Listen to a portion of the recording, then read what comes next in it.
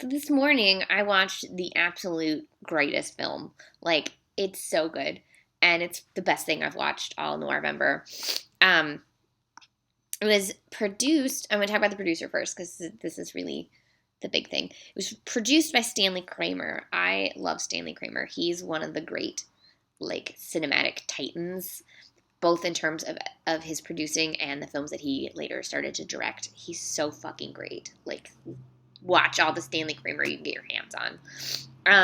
It's from a story by Edna and Edward Anhalt. The two of them also were part of the production team, so they were also producers. They worked on several things, including Panic in the Streets and The Member of the Wedding. They're really great. So they were nominated for an Oscar for this story, this original story called The Sniper. It's directed by Edward Dmytryk. This was his first film after being blacklisted for a little bit. Stanley Kramer was the first one to hire him again after he was blacklisted, and then sort of recanted and decided to spill about his Red Scare. You do what you got to do. So The Sniper, the reason I'm telling you it's so fucking good is, like, there's several reasons. The lesser reason is that it's shot in San Francisco, and 1952 San Francisco, or maybe they shot it in 51, I'm not really sure. It is some of the best San Francisco, like, scapes I've ever seen on film. It's amazing. I lived there. I lived in the Bay Area for 8 years, so I am a big fan of things set in San Francisco that really highlight how beautiful the architecture is there and how lovely everything is up on all those hills. And so this was great to see, like, San Francisco being amazing.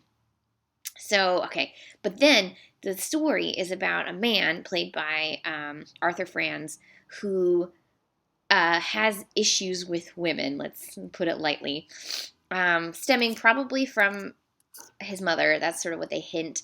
And he's gone to jail a few times for violence towards women, but he keeps getting released.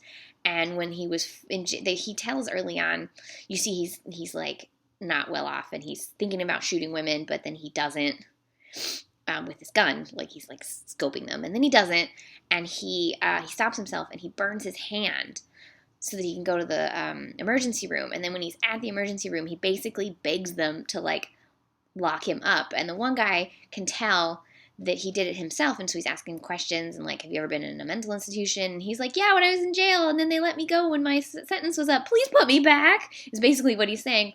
But then they get distracted because an emergency comes in and they let him go, and it's just like, what the fuck? So then he goes on and he kills several women, including Mary Windsor, the great Mary Windsor, who, because whenever he sees women who look like his mother with men, he just can't handle it. And so he's just, like, fucking killing all these people as a sniper. And then Adolf Menjou comes in as the detective that's, like, trying to detect.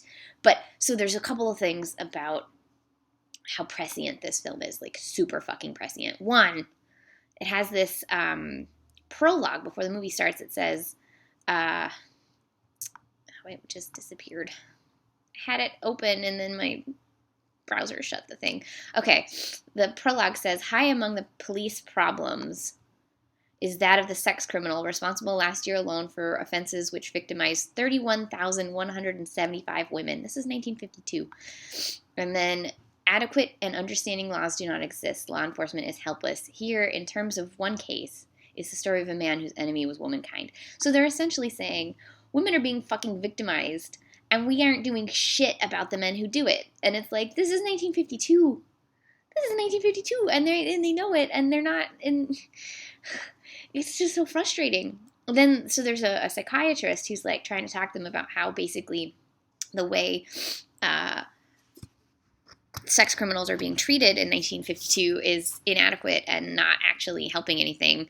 And they're not getting better, and we're not trying to treat them, and we're just sort of locking them up and then letting them out and then locking them up and then letting them out until they kill someone, and then we can lock them up for longer. And it's like, that's not helpful for all the women who are going to die. You know what I mean? So he has this great line where he goes, you'll catch them and they'll kill them and everyone will forget about it. That is until the next one comes along. And you're like, holy fucking shit. That is exactly what happens still in terms of crimes towards women and all the mass shootings we have nowadays. And then there's a kid in it who, like, is maybe going to try to kill people too. He's like a copycat killer. And they take his gun from him. And he's like, I don't care about that gun. I can get more guns and more bullets. And you think only one person wants to kill everybody? There's lots of us. And I'm like, holy shit. Holy shit.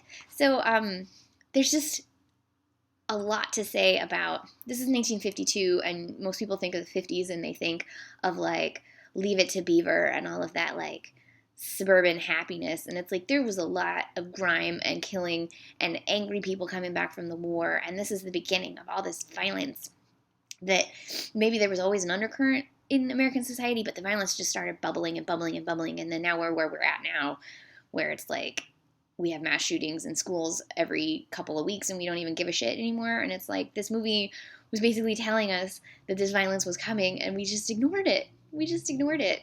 And it's horrifying. So I think you should watch this movie and then, like, realize that this was made 60 years ago or 70 years ago, 60 years ago, 60 years ago, and realize that artists and people have been trying to like wake up America for forever, and we're just gotta hold on to those guns, you know. It's the Second Amendment. Just a load of horse shit is what it is. A load of horse shit. This is a fucking great movie. You should watch it. I really enjoyed it. It's just so intense. Yes, watch this movie.